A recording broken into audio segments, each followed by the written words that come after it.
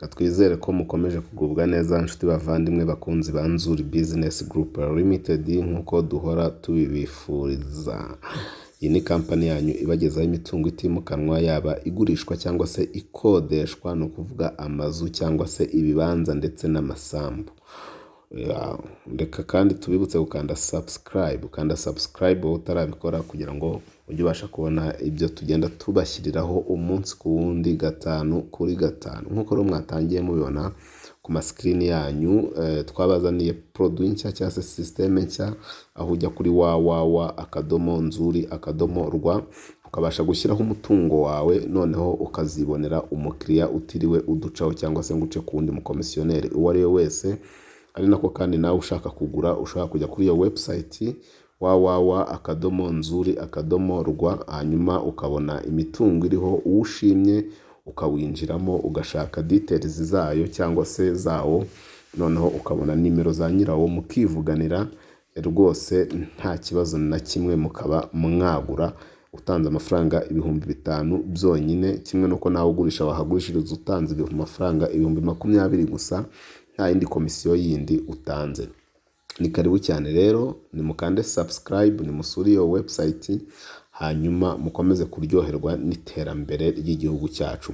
Nkuko rero muri kubibona turi kubereka ikibanza, ni ikibanza kiri hano mu mujyi wa Kigali mu karere ka Nyarugenge mu murenge wa Mageragere ahazwi nka Nyarufunzo.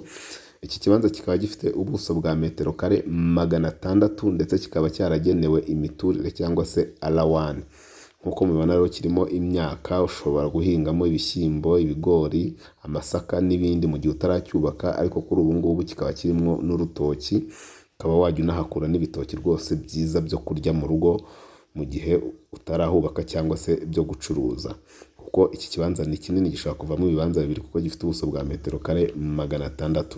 Iki kibanza rero turakigurisha amafaranga make cyane ugereranyije nuko kingana, unagereranyije nuko kiri mu mujyi wa Kigali. Iki kibanza rero kirashaka amafaranga 4,000,000 zonyine.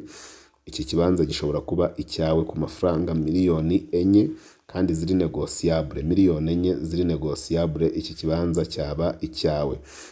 Ni karibu cyane rero, ntucikwe n'iki kibanza kandi n'izindi serivisi zose tugenda tuguha, tukwibutsa yuko dushaka kukubakira kandi neza, cyangwa se tukakumanagingira imitungo yawe, tukagufasha kuyibyaza umusaruro kandi mu buryo rwose bwa kinyamwuga. Komeza rero ukande subscribe, ukore kukazogera ndetse ukore na share kugira ngo tujye tubana kandi inshuti n'abavandimwe bajye babona ibyiza byose tugenda tubagezaho.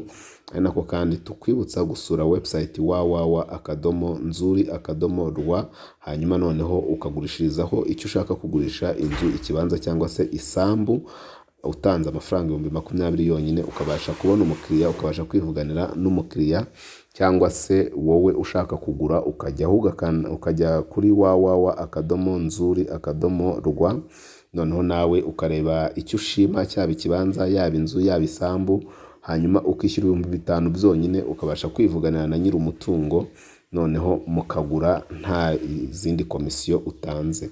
Komeza ukande subscribe kugira ngo ukomeze kubana natwe, nta handi ni kuri Nzuri Market. Ni karibu cyane rero iwacu muri Nzuri Business Group Limited, umukiriya ni umwami.